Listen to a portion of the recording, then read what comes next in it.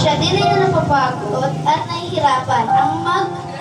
Ang mga pagsubok patuloy pa rin siyang lumalaban sapagkat pananampalataya niya sa Diyos ay nagsisilbi niyang kalakasan.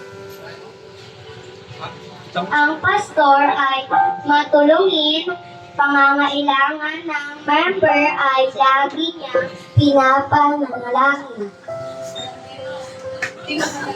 Kahit sarili niya minsan ay napupunta sa alanganin. Responsibilidad niya sa member ay kanyang parating uunahin.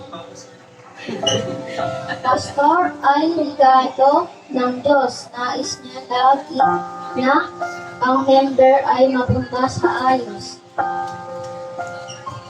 Kahit ang boses niya minsan sa pag-aaral ay napapaos, basta ang mahalaga sa kanya, mapaglingkuran niya si Kristo ng lobo. Ang basta dapat ay tinungan sa kanyang pangangailangan ay dapat siyang sinusuportahan sa kanyang mga servini, Bible study of presentation, at dapat lagi mo siyang sinusamahan. Kasayahan sa mga member, siya ay pinapahalagahan.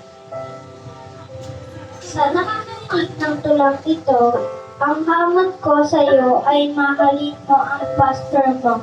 Siya ay regalo ng Diyos sa iyo, kaya huwag mo siyang baliwalain sa puso at buhay mo.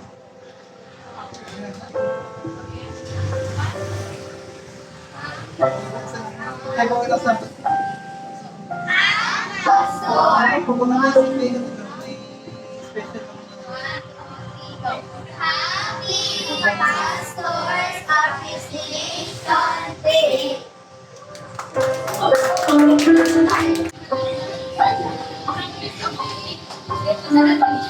Nakatalikod sila, di ko makikita. Pinagbibless na.